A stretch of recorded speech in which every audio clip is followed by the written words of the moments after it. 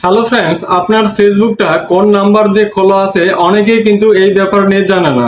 যেমন আপনি ফেসবুকের পাসওয়ার্ড ভুলে গেছেন অথবা ফেসবুকের পাসওয়ার্ডটা নতুন করে দিতে যাচ্ছেন, আপনি জানেন না যে আপনার ফেসবুকটা কোন নাম্বার দিয়ে খুলেছেন, আপনার আইডিটা কোন নাম্বার দিয়ে খুলেছেন সেটা কিন্তু অনেকেই জানে না। আজকের এই ছোট্ট একটা ভিডিও থেকে আপনি অনেক কিছু শিখতে পারবেন।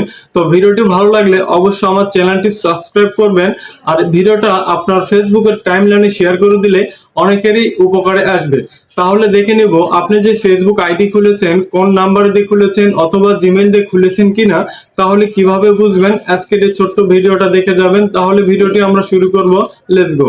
আমরা চলে এসেছি হোম পেজে। আসার পরে আপনারা সর্বপ্রথম আপনাদের ফেসবুকে ট্যাপ করে দিবেন। ফেসবুকে ট্যাপ করে দেওয়ার পরে এখান থেকে আপনারা দেখতে পাচ্ছেন আপনার প্রোফাইল আইকন সেটিংস বারে একটা ট্যাপ করে দিবেন।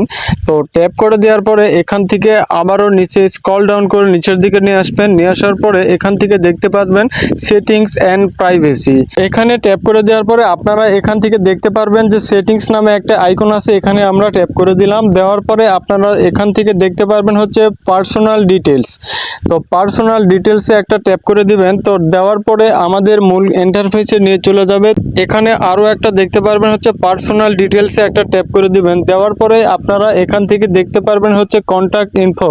তো এখানে একটা ট্যাপ করে দিবেন। দেওয়ার পরে এখান থেকে আমরা দেখতে পাচ্ছি যে আমাদের একটা জিমেল অ্যাকাউন্ট দেওয়া আছে, আদার্স কিন্তু এখানে আমাদের কিন্তু ফোন নাম্বারও দেওয়া আছে। তো চাইলে কিন্তু আপনি এভাবে দেখতে পারবেন যে কোন নাম্বার দিয়ে আপনি ফেসবুক খুলেছেন অথবা জিমেল অ্যাকাউন্ট দিয়ে খুলেছেন কিনা আপনারা কিন্তু খুব সহজে দেখতে পারবেন। তো ভিডিওটি ভালো লাগলে অবশ্যই ভিডিওটাতে একটা লাইক দিতে ভুলবেন না, আর এই ভিডিওটা অবশ্যই আপনার ফেসবুক টাইমলাইনে শেয়ার করে দিবেন, আর অবশ্যই চ্যানেলটি সাবস্ক্রাইব করে দিবেন। তো ভালো থাকবেন, সুস্থ থাকবেন, দেখা হবে নতুন একটা কোনো ভিডিওতে।